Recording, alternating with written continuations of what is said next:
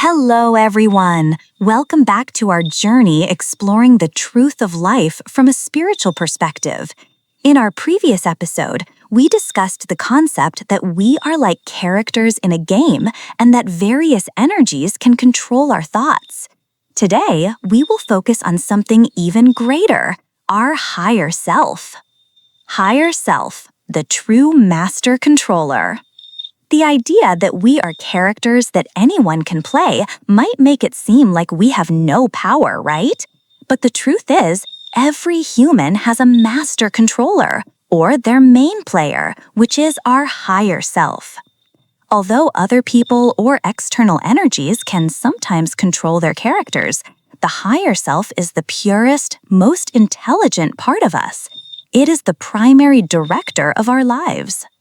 The path to connection, let go and observe. So how do we connect with our higher self? It might not sound easy, but the method is actually very simple. The key principle is to simply let go. Let go of thoughts. No matter how much a thought is circling in your head, try to set it aside for a moment. Just stop thinking about it and don't elaborate on it. Observe feelings and emotions.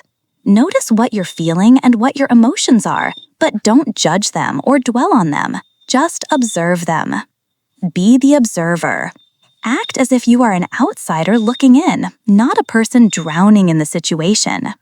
For example, if you're worried about something, instead of dwelling on that worry, try to let go of it. Worrying doesn't solve the problem, right? Or if you're angry, try to let go of that anger first. Being angry might cause you to do something foolish that you'll regret later. These are simple examples of letting go. When the mind is still, answers will emerge. When we practice being in the state of letting go often and for long enough, something wonderful happens.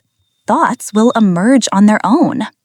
Answers you've been searching for, questions you've been pondering, or even solutions to seemingly hopeless problems will surface naturally. These emerging thoughts often come with a feeling of relief and clarity, and they point you in the right direction. This is a sign that you are connecting with your own higher self. A connection beyond thought, signals from the universe. And as we connect with our higher self more and more until it becomes a part of our lives, our perception won't be limited to just emerging thoughts. Our surrounding situations and environment will also, coincidentally, give us answers. You might coincidentally see an advertisement with a message that directly addresses what you're thinking about.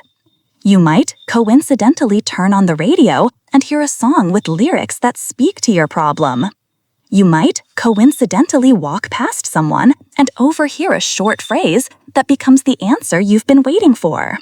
These are not coincidences. They happen because your connection to your higher self has made you more receptive to signals and guidance from the universe. Connecting with your higher self is the key to living a life with mindfulness, wisdom, and freedom from external energies that might pull you down. So, are you ready to let go and open yourself up to the whispers of your own higher self? When not connected to the higher self, opening the door to other frequencies. If we don't try to connect with our higher self, we won't be left empty or without a connection. Instead, we will connect with other frequencies or other players who take control of us. What are these? From the perspective of ancient lore, it refers to beings or energies from other dimensions, whether they are called gods, demons, ghosts, spirits, or anything we have heard of. All of these exist in a different dimension from ours, and they are also ready to connect with us. Everything wants to connect for a shared experience. Think of it this way.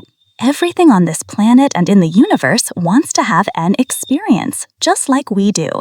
Whether they are positive or negative energies, they want to interact with our world, feel emotions, perform actions, and learn through the experiences of humans like us.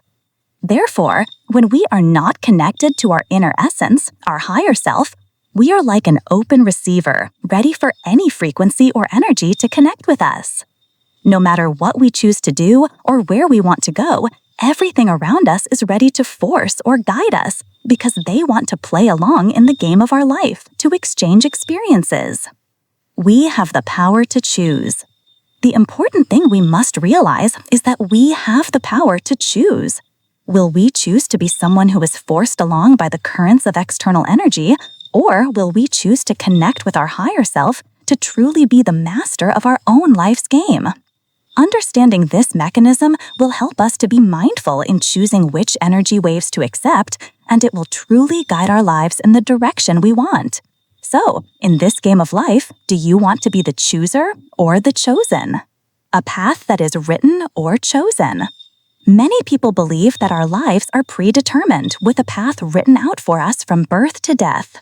Fortune-telling, astrology, and other divinatory arts seem to confirm this idea, right? And it's true that fortune-telling exists, and sometimes it can be surprisingly accurate. But the question is, how many people can truly read the path correctly? I want you to see it this way.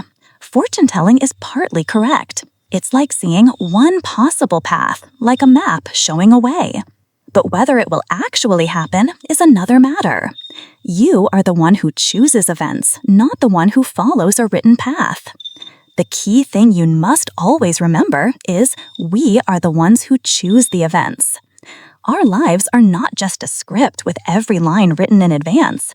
They are more like a game with dialogue or choices appearing in front of us all the time.